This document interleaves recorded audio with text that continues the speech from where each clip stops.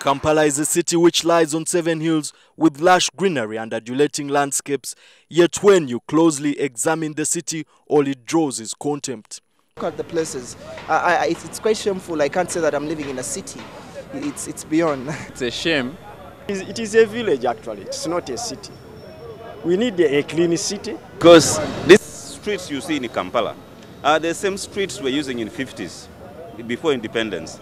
As the ping pong between the leadership of Kampala City Council and the central government goes on, Kampala as a city remains in shambles with very narrow roads full of potholes, garbage littered everywhere and buildings mushrooming in every corner of town.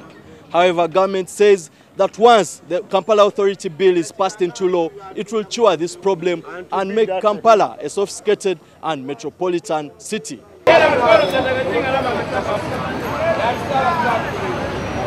The Kampala Capital City Authority Bill, which is being scrutinized in Parliament, sets in motion a constitutional amendment legislation in 2005, which paved way for the creation of a special status for the city. But did it have to come to legislative action to restore sanity in the city?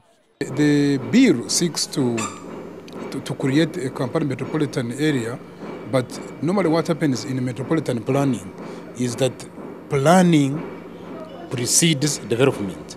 But in Kampala's case, settlement development has overtaken planning, preceded planning, and there is therefore a very big structural problem.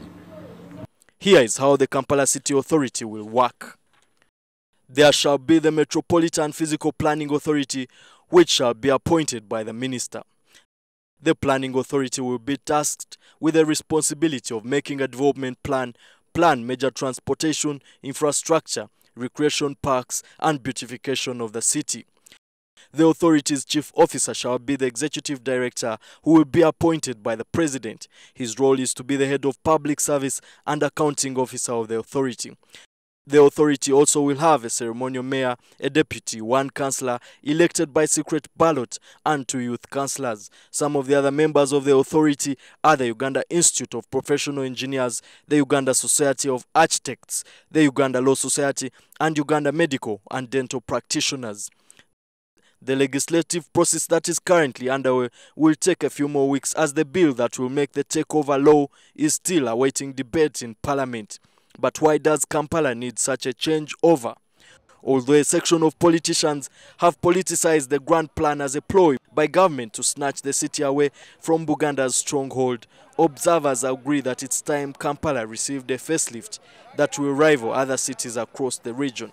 And what has brought very, very serious problems is now the politicization of these developments.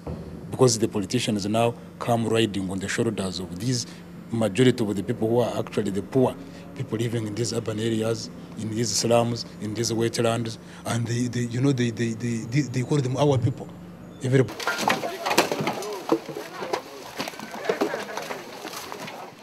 Kampala's reputation at the moment is that of filth from heaps of garbage, traffic snarl-ups compounded by narrow roads, and cyclists who have no respect for traffic rules.